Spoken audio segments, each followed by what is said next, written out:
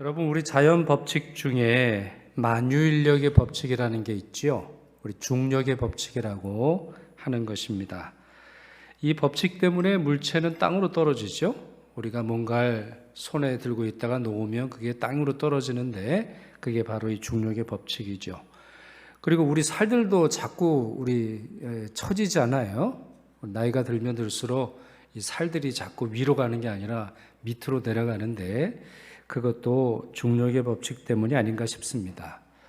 자, 그러나 모든 물체, 모든 사물이 다 땅으로만 가는 건 아니에요. 이 중력의 법칙을 거스르는 것들이 있는데 그 중에 하나 비행기가 아닐까 싶습니다. 제가 타본 비행기 중에 가장 큰 것이 에어버스 A380이라고 하는 비행기인데요. 2층 구조입니다. 제가 처음 이 비행기를 탔을 때가 몬트리올에서 파리로 가는 비행기인데요. 들어가니까 2층으로 되어 있더라고요. 그래서 2층으로 승객을 보내기도 하고 저는 이제 1층에 탔는데 무려 550명을 태울 수 있습니다. 550명. 50명 비행기도 굉장히 우리 생각에는 놀라운 건데 550명을 태우고 그 사람들의 짐을 싣고 그리고 비행기 자체의 무게도 상당할 텐데 그게 하늘로 올라갑니다. 자, 이런 비행기, 이렇게 무거운 비행기, 이렇게 거대한 비행기가 하늘에서 땅으로 추락하지 않는 이유가 있겠지요.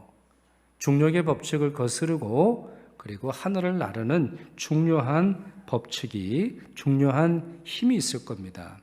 두 가지로 보여주는데 하나는 기체역학이죠. 또한 둘째로는 힘입니다. 이 A380이라고 하는 비행기는 어느 정도 힘을 가지고 있느냐, 그 엔진이 어느 정도 힘을 가지고 있느냐, 말 50만 마리의 힘을 가지고 있습니다. 말 50마리가 아니고 500마리가 아니고 50만 마리가 끄는 것에 맞먹는 강력한 엔진을 가지고 있기 때문에 이 하늘을 날아오르고 거기서 유지할 수 있는 것이죠. 사도행전 이후의 초대교회의 모습이 그렇습니다. 이 사도행전에서 나오는 이 교회들의 모습을 보면 성령의 충만함으로 말미암아 과거의 신앙의 수준으로 돌아오지 않아요. 과거에 있어서의 기도의 수준으로 돌아오지 않아요. 과거의 신학적인 수준에 머무르지 않습니다. 또한 유대인의 관습이나 유대인의 전통이나 자신들이 유대인으로서 지켰던 습관이 아니면 유대인으로서 가지고 있는 한계를 벗어납니다. 그리고는 영적으로 고공행진하는 이들의 모습을 볼 수 있습니다. 그것이 개인적으로나 공동체적으로나 아니면 더 나아가서 사회적으로나 말입니다. 자, 그 원인이면서 동시에 그 결과 중 하나를 사도행전 2장 43절이 이렇게 말합니다. 사람마다 두려워하는데 사도들로 말미암아 기사와 표적이 많이 나타나니 그랬습니다. 사람마다 두려워하게 되었습니다. 사람들이 놀라게 됐습니다. 이 성도들의 모습을 보면 그들은 그저 그런 사람들이 아니었고 성령의 주신 능력으로 말미암아 자신들과 다른 고공행진하는 영적인 도덕적인 삶의 능력을 가지고 살았으니 굉장히 많은 사람들이 두려워하게 되었는데 그 중에 하나 어떤 일이 벌어졌어요? 기사와 표적이 많이 나타났다. 기사와 표적이 뭐죠? 성령을 믿는 사람들에게 나타나는 증거들이죠. 성령을 믿는다면 나타나는 결과들인 겁니다. 그것이 이러한 놀라운 일로 많이 나타났다 이렇게 말합니다. 그렇습니다. 그들의 스승이신 예수 그리스도께서 하셨던 것처럼 기사와 표적이 많이 나타나는데요. 그 사례 중에 하나가 바로 오늘 보는 사도행전 3장에 기록되어 있습니다. 바로 베드로와 요한이 성전 미문이라고 하는 곳에 앉은 장애인을 고친 일이었습니다. 자, 오늘 말씀 1절 따르면 당시 시간이 제9시라고 되어 있습니다. 제9시. 성경의 9시라고 말하면 우리 시간으로 몇 시죠? 성경에서 9시. 그러면 우리한테는 3시가 되겠습니다. 왜냐하면 성경에서의 시간에 이제 6을 더하셔야 되는데 오전 3시죠. 유대인들은 3번, 그리고 아주 정통 유대인이라고 불리는 아주 종교적인 그런 사람들은 하루에 5번에서 6번 기도를 하게 됩니다. 오전 9시, 정오 12시, 그리고 오후 3시 이렇게 3번은 기도하게 되는데요. 성경에서도 그 사례를 찾아볼 수 있습니다. 시편 55편 17절 다윗이 이렇게 말하지요. 저녁과 아침과 정오에 내가 근심하여 탄식하리니 이렇게 3번 기도했다고 되어 있고, 또 다니엘서 6장 10절 아주 유명한 말씀이죠. 다니엘이 전에 하던 대로 하루 몇 번씩이요? 3번씩 무릎을 꿇고 기도하며 그의 하나님께 감사하였더라 말씀이 나와 있습니다. 이 오래된 신앙 전통, 아주 오래된 이 신앙 전통이 초대교회에도 그대로 유지되었던 것으로 보이는데요. 게다가 오후 3시, 다시 성경의 시간으로 말해서 제9시는 예수께서 돌아가시던 시간 아닙니까? 예수님께서 다 이루었다라고 말씀하시며 숨을 거두신 시간이었기 때문에 이 제9시, 그러니까 우리 시간으로 오후 3시 이 기도는 초대교회 성도들에게는 굉장히 의미가 있고 남달랐던, 무엇보다도 예수 그리스도의 십자가를 기억하고 예수 그리스도의 보혈의 능력을 의지하는데 아주 적절한 시간이었을 것임은 분명하지요. 자, 주님의 은혜를 체험하는 데 있어서 이러한 모습이 필요합니다. 달리 말해서 규칙적인 기도, 또한 이미 습관이 되어서 너무너무나 자연스럽게 그 시간이 되면 주님 앞에 나와서 기도하고 찬양하는 그와 같은 모습이 필요하다라는 것이죠. 그 시간에 베드로와 요한이 누군가를 만났죠? 자, 오늘 본문에 나오는 또 다른 주인공 한 사람이 나오는데 사도행전 3장 2절을 읽어보겠습니다. 같이 읽겠습니다. 나면서 못 걷게 된 이를 사람들이 메고 오니 이는 성전에 들어가는 사람들에게 구걸하기 위하여 날마다 미문이라고 하는 성전문에 두는 자라 그랬습니다. 미문이라고 하는 성전문이라고 되어 있어요. 자, 미문, 아름답다라고 하는 말입니다. 그래서 영어 성경을 보면 beautiful gate라고 번역을 하고 있는데, 자, 이 아름답다라고 하는 이름이 붙을 정도로 아름다울 뿐만 아니라 이 문은 유대인들에게 특별히 사랑받는 문으로 아주 유명합니다. 다른 이름이 있는데 니카노르, 그리고 기적의 문 이렇게 불립니다. 니카노르라고 하는 사람이 이 문을 기증했기 때문이고, 또 이 문과 관련되어 있는 기적의 이야기가 유대인들에게는 전승이 되어서 계속 오기 때문입니다. 그 유래를 좀 말씀드려보면 유대 전승에 따르면 이 문은 이스라엘 땅에서 제작되질 않았다 그래요. 이 문은 어디서 제작이 됐느냐? 애굽에서 제작이 됐어요. 이집트에서. 그리고는 이제 배에 싣고 이 무거운 문을 가지고 오는 중에 폭풍을 만나게 됩니다. 그러니까 폭풍을 만나게 되면 고대 사람들은 뭐 단순하게 행동을 했어요. 배를 가볍게 해야 하니까 이 문을 바다에 던지게 됩니다. 그런데 즉시 이 폭풍우가 멎고, 그리고 배가 항구에, 이스라엘 항구에 돌아왔는데 너무 신비하게도 이 니카노르 문이 항구에 떠 있는 것을 발견하게 됩니다. 이 문은 뭘로 만들어졌냐면 청동으로 만들어졌습니다. 당시 예루살렘의 모든 문 청동으로 만들었지만 금을 입혀서 아주 화려하게 장식을 했다고 하는데, 오직 이 문만 원래 만들어진 대로 청동으로 되어 있고요. 크기가 어느 정도 되느냐? 폭은 4.5m, 그리고 높이는 9m에 이르는 거대하고 무거운 청동문이었는데도 말입니다. 이 무거운 문이 물에 떠 있는 거예요.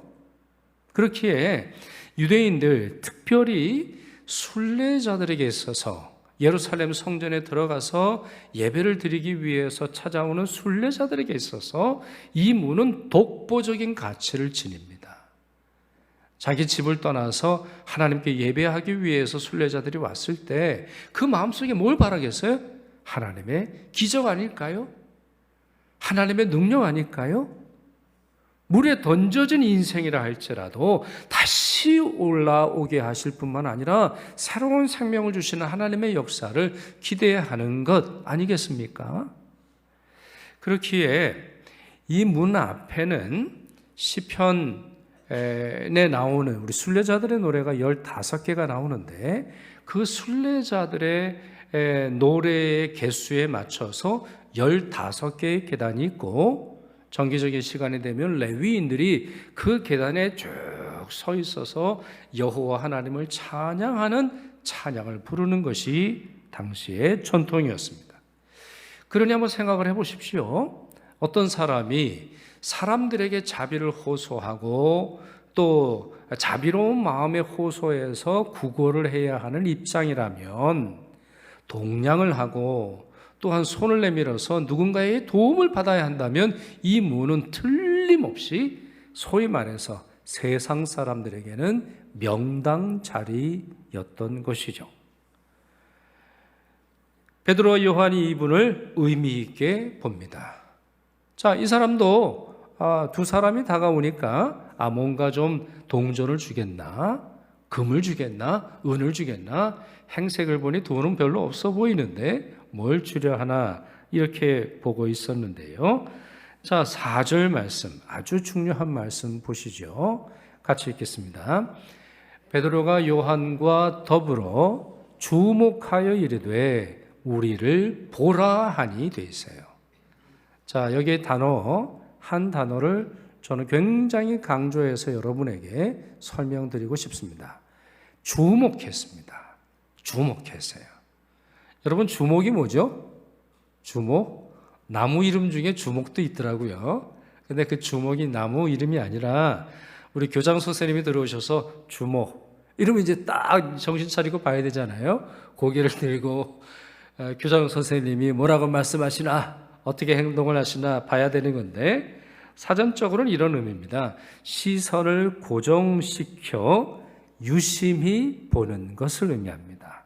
그러니까 시선을 고정시키는 거예요. 그리고 아주 유심히 봄으로 말미암아 어떤 의미를 찾아내려고 하는 것이 바로 주목하다라는 말의 의미입니다. 그러나 본문에서는 그 이상의 의미를 갖고 있어요. 자, 주목하다, 어떤 사람을 주목하다, 이것은 그 대상을 바라보는 거지만 실제로 주목하게 하시는 하나님을 바라본다라고 하는 뜻으로 사용되고 있습니다. 사도행전 4장 22절에 따르면요, 이분의 나이가 40이라고 했어요. 나이가 40입니다. 지금 한 번도 걸어보지 못하고 사람들 손에 이끌려서 미문에 날마다 앉아있는 이 사람이 40살이에요.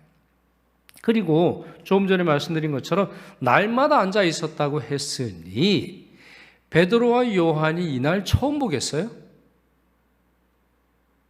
이 사람은 이날 처음 본 거예요? 이 사람이 여기서 지나가는 사람들에게 구걸하는 걸 처음 본 거예요? 그렇진 않을 거예요. 이미 이 사람은 여기 오랫동안 있었어요. 미문 하면 이 사람 떠올릴 정도로 이 사람은 이곳에 그냥 붙박이로 있는 거예요. 성전을 순례하던 유대인으로서 예수님을 만나기 전에 성전을 순례했던 베드로의 입장에서 봤을 거예요. 게다가 지금 예수님께서 십자가에 달리시기 위해 예루살렘에 오신 이후 쭉 이곳에 머무르면서 매일 3시 아니면은 9시 정오 그리고 3시에 예배를 드리기 위해서 성전을 찾았던 베드로나 요한이 이분을 자주 보았을 것이면 틀림이 없어요. 그러나 이날만큼은 달랐던 것입니다.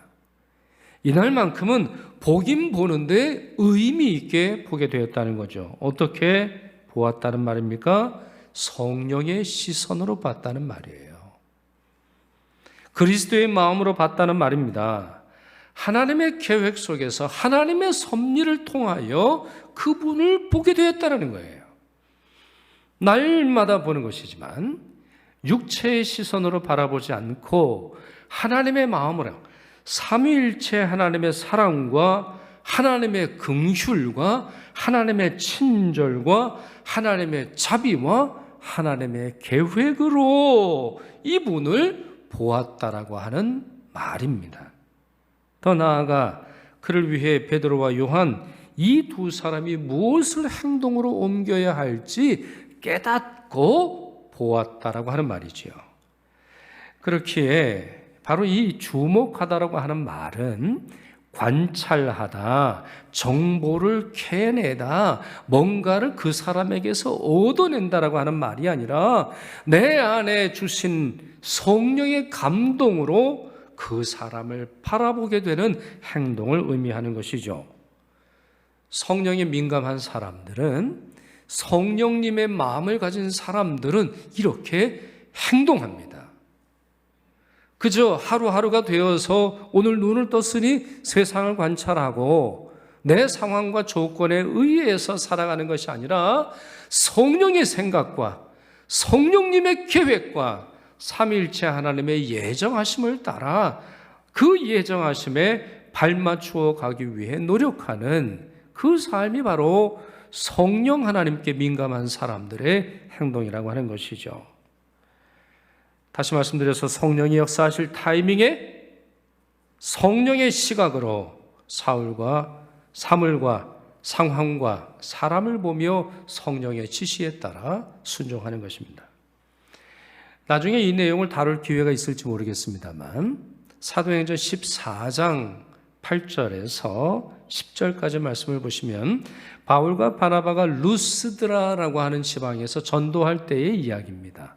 그러니까 오늘 저희가 사도행전 3장을 보는데 한참 후에 되어진 일이에요. 이때 바울이 어떻게 행동하나 보십시오. 루스드라에 발을 쓰지 못하는 한 사람이 앉아 있는데 나면서 걷지 못하게 되어 걸어본 적이 없는 자라. 바울이 말하는 것을 듣거늘 바울이 주목하여 구원받을 만한 믿음이 그에게 있는 것을 보고 큰 소리로 이르되 내 발로 바로 일어서라 하니 그 사람이 일어나 걷는지라 그랬습니다. 여러분, 이 말씀에서 제가 하이라이트한 부분, 제가 노란색 또 밑줄을 그어놨는데 이 강조 표시한 이 부분을 오늘 우리가 살펴보는 사도행전 3장 본문과 비교를 해보세요. 정말 유사하지 않습니까? 그 중심 인물 아니면은 행동들 아니면 그 내용 전개되는 과정이 거의 동일합니다. 그리고 이 일이 무엇으로부터 시작돼요? 무엇으로부터 시작합니까? 사도가 주목하여 보는 행동으로부터 시작이 된다는 말이에요. 달리 말해서 여러분, 대부분 우리는 우리의 계획에, 우리의 생각에, 우리의 감정에, 우리의 상황에 성령님을 맞추라고 하고 하나님의 도우심을 끌어들이려고 하지 하나님의 계획에 우리의 생각과 우리의 계획을 맞추지 않고 살아가요. 그러니 성령께서 아무 일도 하지 못하시는 것 아닌가 모르겠습니다. 다시 말씀드립니다. 성령의 사람은 주목하여 살아갑니다. 하나님의 일을 주목하며 살아갑니다. 자기가 보고 싶은 대로 보고 자기의 감정이 이끌리는 사람이 아니라 성령께서 주시는 주목함의 능력을 가지고 살아갑니다. 그 능력에 따라 살아가는 여러분 되시기를 바랍니다. 자, 그렇다면 베드로가 주목한 후에 어떤 일이 벌어지나요? 자, 이 사람을 이제 주목하게 됐어요. 그러니 뭐 행동을 하겠죠. 6절 보시지요. 베드로가 이르되 은과 금은 내게 없거니와 내게 있는 이것을 내게 주노니 나사렛 예수 그리스도의 이름으로 일어나 걸으라 이렇게 선포하게 됩니다. 베드로가 했던 말, 은과 금은 없습니다. 이 말은 사실이죠? 네, 이 말은 사실이에요. 은과 금은 없어요. 사도행전 2장 44절, 45절 보시면 제자들은 모든 물건을 다른 신자들과 통용하고 재산과 소유를 팔아서 각 사람의 필요를 따라 나누어 줬어요. 그러니 베드로와 요한이 원래 가난했다라고 하는 말이 아니고 돈을 무시했다라고 하는 말이 아니라 이미 자기 소유로서의 재산으로 말할 수 있는 것이 없기에 이들이 은과 금과 돈이 없다라고 하는 말은 맞는 말이죠. 그러나 베드로의 의도와 강조는 이 말에 있지 않습니다. 돈보다 더 강력한 능력이 우리에게 있다라고 하는 사실을 말하려는 것입니다. 그것이 바로 무엇이죠? 나사렛 예수 그리스도의 이름입니다. 나사렛 예수 그리스도의 이름. 자, 그렇기에 베드로는 자신에게 있는 나사렛 예수 그리스도의 이름으로 일어나 걸으라 말하고는 그 다음 동작으로 이 사람의 손을 잡아 일으키게 됩니다. 그러자 그 즉시 이분의 발과 발목의 신경과 발목의 근육과 뼈가 건강하게 되었고요. 뛰어서서 일어나 함께 성전에 들어가서 하나님을 찬양하고 경배하는 기적이 베풀어지는, 오늘 성가대가 찬양한 것처럼 사냥 가운데 임하시는 하나님, 우리의 삶에 임하시는 하나님을 찬양하는 기적이 이 사람에게 벌어지게 되었다라고 하는 것이죠. 이런 역사가 여러분에게도 일어나기를 간절히 바라는데요. 그렇습니다. 이분이 평생 해보지 못한 세 가지를 경험하게 됩니다. 일어나 서서 뛰는 것이고요. 둘째, 그제서야 비로소 성전 안에 들어가게 되는 것이고요. 셋째로 성전에서 하나님을 찬양하고 경배하기 시작했던 것입니다. 많은 사람들이 성전 미문을 통해서 예루살렘 성전 안에 들어갔지만 실상은 껍데기와 같은 존재로 그것을 지나가지 않았습니까? 미가서라든가 아모스서라든가 아니면 이사야서라든가 예레미야서라든가 성경에 나오는 구약의 예언자들의 모습을 보십시오.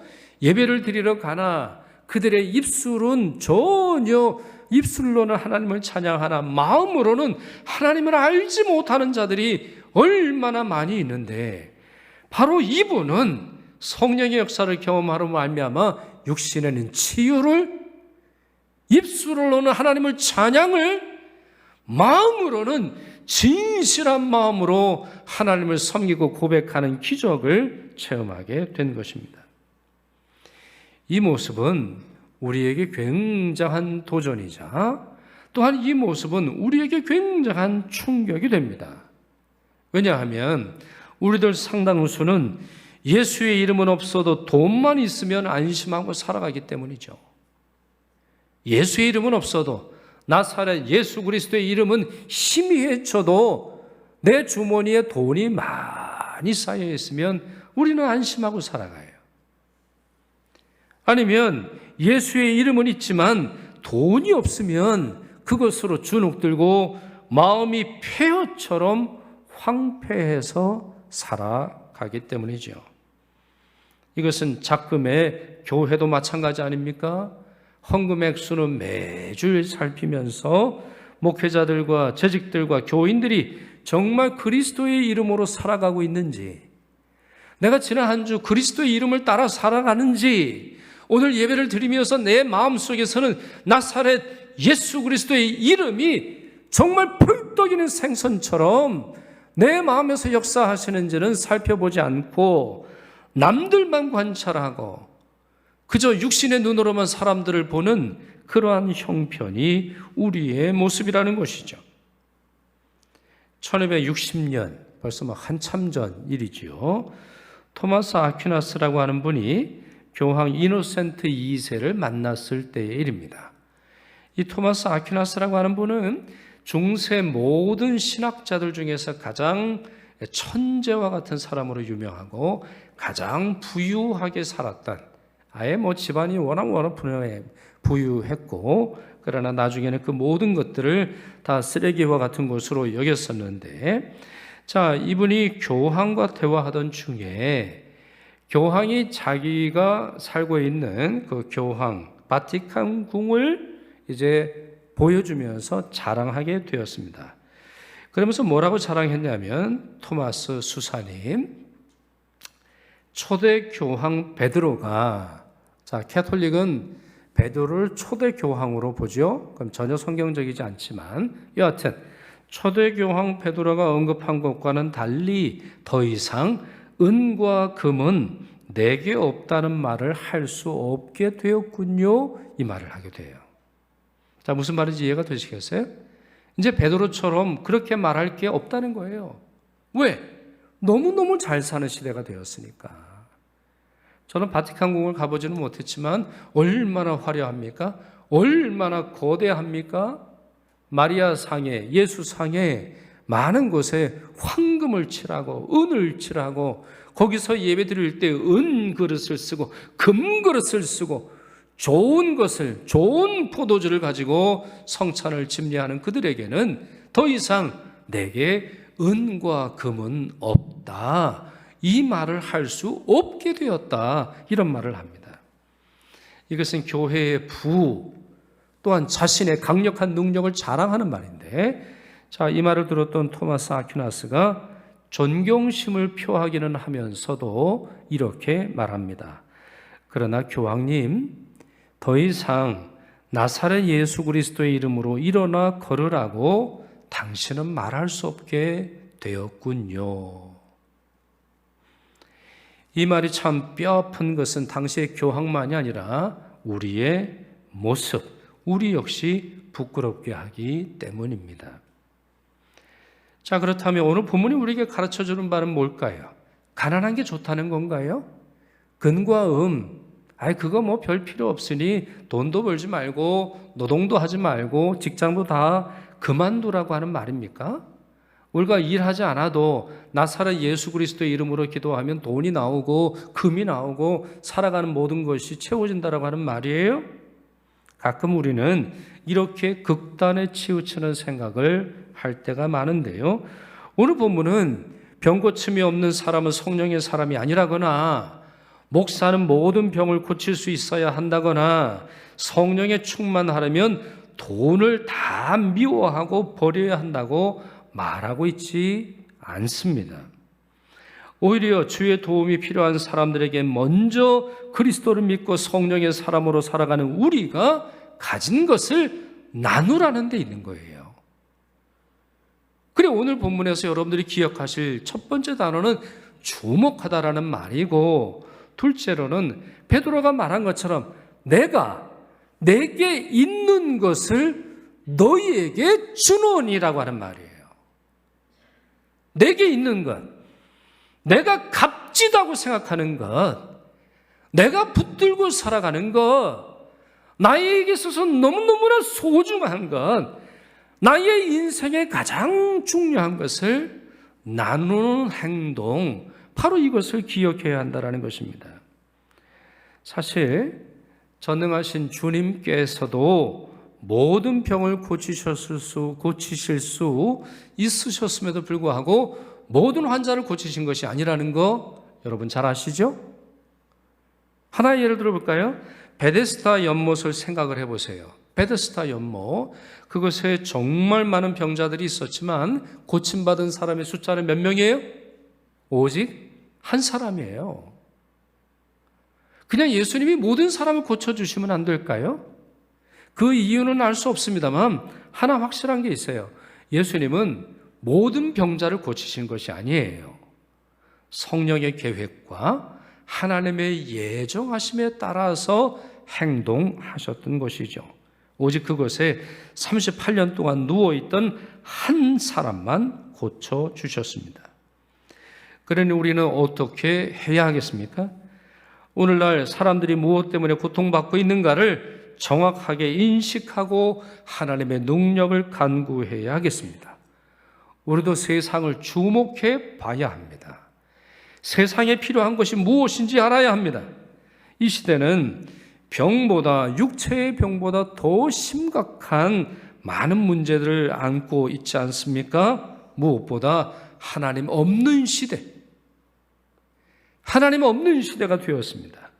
무종교를 넘어서 탈종교, 아니면 종교 혐오 시대가 된 것이죠. 게다가 하나님께서 하신다고 믿었던 일들을 이제 돈이나 과학이나 기술이 해낼 수도 있다고 여기는 그런 시대가 되었습니다. 또한 한국 사회 같은 경우 더 그런데요. 무한 경쟁 사회에서 사람들은 괴로워하고 있습니다. 어느 학자는 한국 사회의 특징을 끝없는 경쟁, 극단적 개인주의, 양심의 일상의 사막화, 생활 리듬의 초가속화, 이렇게 설명했는데 맞는 말입니다. 너무 빨리 지나가고 있습니다. 너무너무 변하고 있어요. 어제와 오늘이 너무너무 달라지고 있고 오직 살아남는 개인들만, 개인의 책임만 강조하는 그런 시대가 되어버렸다고 하는 것이죠. 그러니 이런 세상에서 우리 그리스도인들은 따뜻한 시선으로 타인들을 바라봐야 되겠습니다. 세상 많은 사람들은 직업으로 사람들을 바라보고 아파트 평수로 바라보고 그 사람의 졸업장이나 그 사람의 지적 수준으로 바라보겠으나 우리는 하나님의 마음으로 모든 사람들을 바라보아야 되겠습니다. 그리고 예수 그리스도의 이름의 권세와 능력을 증거할 수 있어야 하겠지요. 그러려면 내 자신이 먼저 예수 중심의 신앙을 살아야겠습니다. 은과 금이 있어도 은과 금이 없다 할지라도 나사렛 예수 그리스도의 이름으로 살아가는 우리가 되어야 되겠습니다. 그렇게 살아가시는 여러분 되시기를, 그리고 이러한 참 교회 능력을 간직하고 보이는, 나누는 우리 교회가 될 수 있기를 축원합니다. 기도하겠습니다. 사랑과 자비의 주님, 그 소중한 이름, 그 권능의 이름을 저에게도 주사 저희 기도에 응답하시는 주님께 감사와 찬양을 올려드립니다. 바라옵기는 베드로가 했던 것처럼 성령의 마음으로 약한 자를 주목하게 하시고 그들을 위해 나사렛 예수 그리스도의 이름으로 기도할 때 치유와 능력의 역사가 많이 나타나도록, 그리하여 많은 이들이 건강을 회복하고 주님을 진정한 마음으로 찬양하는 찬양하고 예배하는 역사가 많이 나타나도록 도와주옵소서. 권능의 우리 주 예수 그리스도의 이름으로 기도드리옵나이다. 아멘.